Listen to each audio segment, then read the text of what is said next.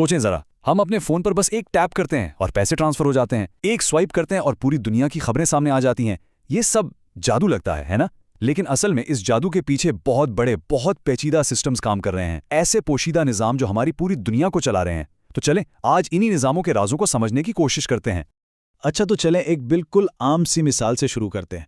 फर्ज करें अभी अभी किसी ने अपने दोस्त को पैसे भेजे हैं। फोन की स्क्रीन पर फौरन एक मैसेज आता है, ट्रांजैक्शन सक्सेसफुल। बस क्या इतना ही था? नहीं, असल में इस एक सेकंड के पीछे क्या कुछ हुआ। ये जो कामयाब का पैगाम है ना, ये तो एक बहुत ही पेचीदा अमल का बस आखिरी स्टेप है। तो सबसे पहले बात करते हैं इस फौरी पैसे की। आखिर ये कैसे हो जाता है कि पलक झपकते ही पैसा एक अकाउंट से निकलकर हजारों मील दूर दूसरे अकाउंट में पहुंच जाते हैं? नहीं, ये कोई जादू नहीं है, ये टेक्नोलॉजी का एक आप कह लें जबरदस्त कमाल है। देखें, इंडिया में पैसा भेजने के बुनियादी तौर पर 3 बड़े तरीके हैं, नेफ्ट, आरटीजीएस और आईएमपीएस। अब नेफ्ट जो है वो थोड़ा सुस्त है, इसमें 2 घंटे तक लग सकते हैं। आरटीजीएस बड़ी रकम के लिए है और ये काफ़ी तेज़ है। लेकिन जो असल गेम चेंजर है वो है आईएमपीएस, यानी इमीडिएट पेमेंट सर्विस, फौरी अदायगी। और आईएमपीएस ने तो सच में सारा खेल ही बदल कर रख दिया। अब ये इंतज़ार ख़त्म कि बैंक कब खुलेगा या छुट्टी तो नहीं है। नहीं, अब पैसा 24 घंटे, हफ्ते के 7 दिन फौरन ट्रांसफर होता है। ये एक बिल्कुल ही नई किस्म की माली आज़ादी है। लेकिन एक मिनट, ये जो फौरी मुंतकली है ये होती कैसे है? पैसा क्या हवा में उड़कर चला जाता है? जाहिर है नहीं।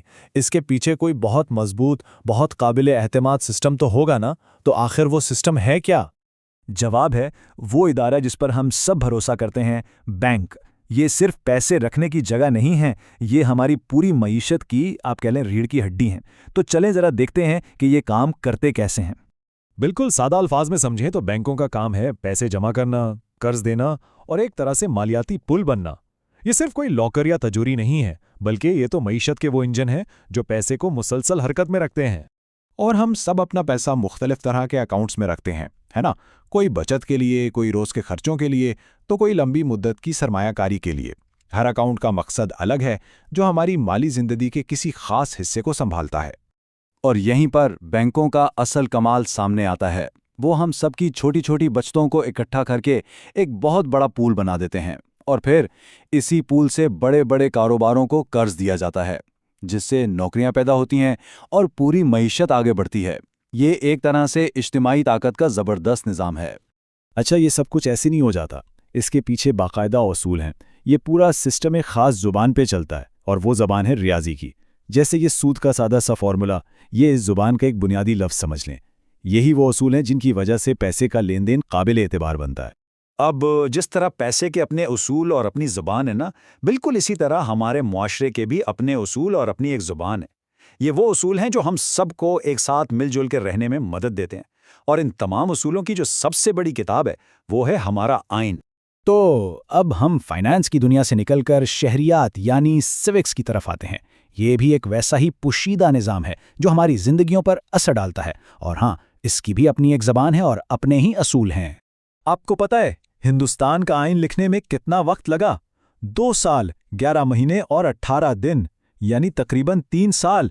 इससे अंदाज़ा होता है कि एक पूरे मुल्क के लिए ऐसे उसूल बनाना जिन पर सब मुत्तफ़िक हों, ये कितना बड़ा और पेचीदा काम है। तो अब देखें, यहाँ 2 अलग अलग दुनियाएं एक साथ चल रही हैं। एक तरफ है मालियाती निज़ाम जिसकी ज़ुबान है रियाजी, दूसरी तरफ है हमारा शहरी निज़ाम जिसकी ज़ुबान है कानून। और दोनों को ठीक से समझने के लिए ज़रूरी है कि हम इनकी ज़ुबान सीखें। एक के लिए चाहिए फाइनेंशियल लिटरेसी तो दूसरे के लिए सिविक नॉलेज। ठीक है, तो ये बड़े बड़े पेचीदा सिस्टम्स तो मौजूद हैं, लेकिन सवाल ये है कि हम उन्हें सीखते कैसे हैं? ये सारा इल्म एक नस्ल से दूसरी नस्ल तक पहुंचता कैसे है? जी हाँ, आपने सही समझा। इसके लिए भी एक पूरा निज़ाम मौजूद है और इस निज़ाम को हम सब जानते हैं तालीम के नाम से। लेकिन इसके पीछे भी एक पूरी साइंस काम करती है जिससे पेडागॉजी कहते हैं, यानी सिखाने का फ़न, सिखाने का इल्म। इसका मकसद सिर्फ मालूमात को एक दिमाग से दूसरे में डालना नहीं, बल्कि असल समझ पैदा करना है। इसकी सबसे अच्छी मिसाल है ज़ुबान सीखना। हम सब एक ही कुदरती तरीके से ज़ुबान सीखते हैं। पहले सुनते हैं, फिर बोलने की कोशिश करते हैं, फिर पढ़ते हैं और आखिर में लिखते हैं। यही वो बुनियादी ढांचा है जिस पर हर तरह की तालीम की इमारत खड़ी होती है। यही वजह है कि अच्छे टीचर सिर्फ किताबें नहीं पढ़ाते, वो कहानियाँ सुनाते हैं, ہماری روزمرہ کی زندگی سے مثالیں دیتے ہیں اور ہمیں سوال کرنے اور سوچنے پر مجبور کرتے ہیں۔ وہ علم کو آپ کہہ لیں کہ زندہ کر دیتے ہیں۔ کیونکہ تعلیم کا اصل مقصد دماغ کو معلومات سے بھرنا تھوڑی ہے، اس کا مقصد تو دماغ کو روشن کرنا ہے۔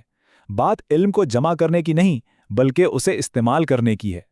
تو ٹھیک ہے، ہم نے فنانس کو دیکھا، شہریات کو دیکھا اور تعلیم کے نظام کو بھی سمجھا۔ ان سب میں کوئی ایک چیز مشترک ہے؟ جی ہاں، ایک مشترکہ دھاگا ہے جو ان سب کو آپس میں جوڑتا ہے، اور وہ ہے زبان۔ یہاں اس سلائیڈ پر دیکھیں، ایک طرف ریاضی کی زبان ہے جو پورے مالیاتی نظام کی بنیاد ہے، اور دوسری طرف ہماری عام بول چال کی زبان ہے جس کے ذریعے ہم اس علم کو سیکھتے اور سکھاتے ہیں۔ ہیں تو دونوں ہی زبانیں نا، دونوں ہی ابلاغ اور سمجھ پیدا کرنے کے نظام ہیں۔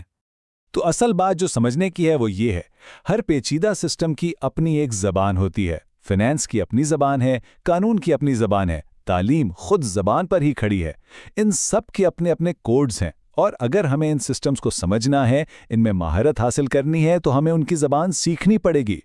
تو آخر میں بات یہ ہے کہ ہم سب انہی پوشیدہ نظاموں کے اندر رہ رہے ہیں جو ہماری دنیا کو چلا رہے ہیں۔ سوال یہ نہیں ہے کہ ہم ان کا حصہ ہیں یا نہیں، وہ تو ہم ہیں۔